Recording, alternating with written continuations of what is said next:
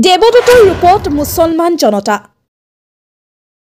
মছজিদত হিন্দুক আশ্ৰয় দিলে মুছলমান সমাজে মুছলমানে আশ্ৰয় দিলে হিন্দু পৰ্যটকসকলক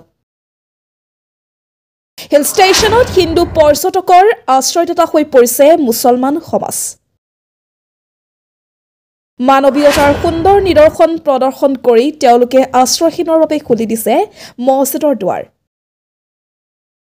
অতিপাত শীত প্ৰবাহৰ সময়ত ধৰ্মীয় স্থানেই হৈ পৰিছে পৰ্যটকৰ আবাস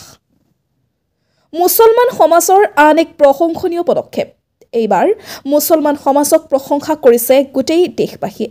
হিন্দু লোকক মছজিদত থাকিবলৈ ঠাই দিলে মুছলমান সমাজে বিপদত থকা হিন্দুসকলৰ কাষত থিয় দিলে মুছলমান সমাজে একাংশ হিন্দুৱে বিপদত পৰা দেৱদূত হিচাপে কাষত থিয় দিলে এইসকল মুছলমান লোকে দেশৰ সকলো হিল ষ্টেচনতে তুষাৰপাতৰ পৰিণতিত ভ্ৰমণকাৰী আবদ্ধ হৈ পৰিছে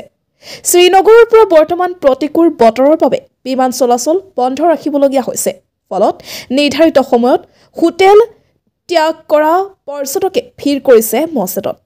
অৱশ্যে স্থানীয় লোকে নিৰাশ কৰা নাই দূৰণিৰ আলহীক জম্মু কাশ্মীৰৰ প্ৰতিটো মছজিদতে সম্প্ৰতি হাজাৰধিক পৰ্যটকে ভিৰ কৰিছে শীত প্ৰবাহৰ ফলত বিপদত পৰা অতিথিৰ বাবে মছজিদৰ দুৱাৰ খুলি দিছে স্থানীয় ইছলাম বিধৰ্মীয় বিশেষকৈ শ্ৰীনগৰ সোণমাৰ্গ পথ বৰফে ঢাকি ধৰাৰ বাবে ৰুদ্ধ হৈ পৰিছে যাতায়াত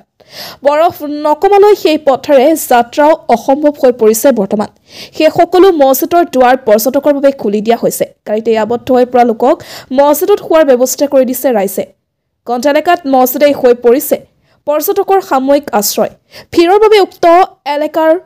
সকলো হোটেল ভৰ্তি হোৱাৰ পিছত স্থানীয় ৰাইজে পৰ্যটকলৈ আগবঢ়াইছে সহায়ৰ হাত আঁতৰৰ সময়ত কাশ্মীৰী